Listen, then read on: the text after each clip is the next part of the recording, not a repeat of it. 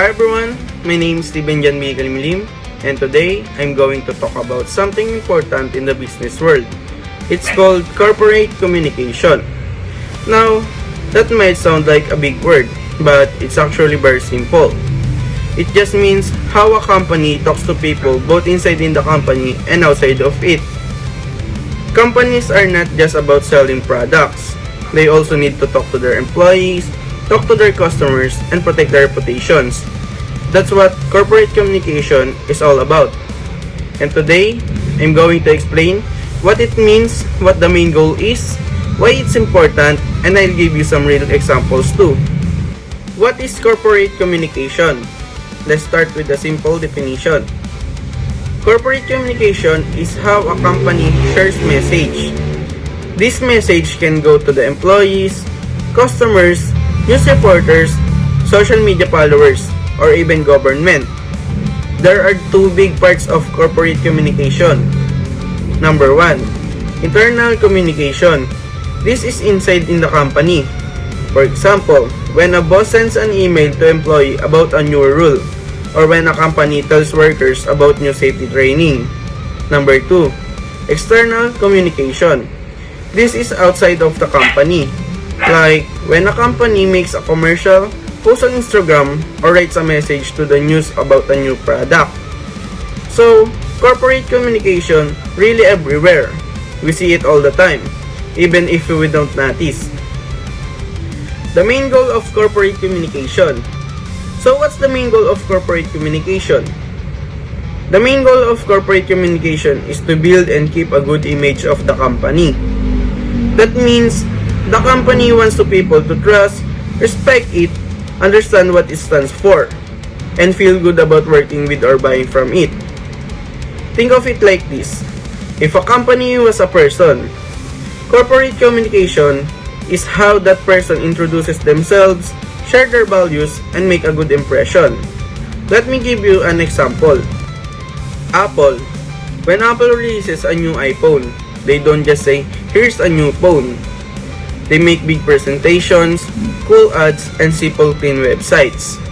Everything they do shows that they're creative, modern, and high quality. That's not just marketing. It's corporate communications, helping build a strong image. Why this good image is important? So, why does this image matter so much?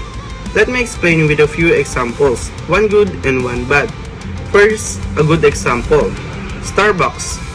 They talk a lot about being eco-friendly, using fair trade coffee beans, and treating workers well.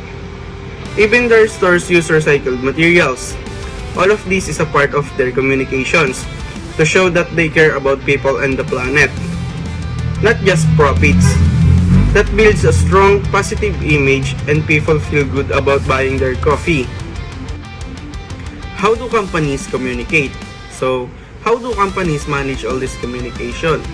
They use many tools like emails and newsletter for employees, TV commercials, and social media posts for customers, press releases to talk to the news, crisis plans for emergencies, website and blogs to explain their work. Let's look at another example. During COVID-19, a lot of people started using Zoom for meetings and classes. But then, people were worried about privacy. Zoom responded quickly.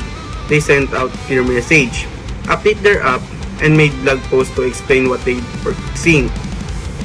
That helped people trust them again. Without good communication, Zoom might have lost a lot of users. Why employees matters too? A lot of people think companies only need to talk to customers, but employees are just as important. If workers don't know what's going on, they can feel confused or unmotivated. But if a company talks clearly to its staff, they feel more confident and involved. For example, Google shares news, goals, and updates with its employees at all times. They have open meetings, internal websites, and regular emails. This helps workers feel part of the company and understand what they're working toward. So, good internal communication helps the company work better from the inside. Corporate communication is not just about writing emails or making ads. It's really about building a strong and trusted image. A company with a good communication will earn trust, keep customers, support employees, handle problem faster, and grow. But a company with a poor communication can lose everything very quickly. So, whether it's Apple launching a product, Zoom fixing a problem, or Starbucks sharing its value, it all come back to the same goal, making sure people see the company in a good way and trust it. And that's it. Thank you so much for listening.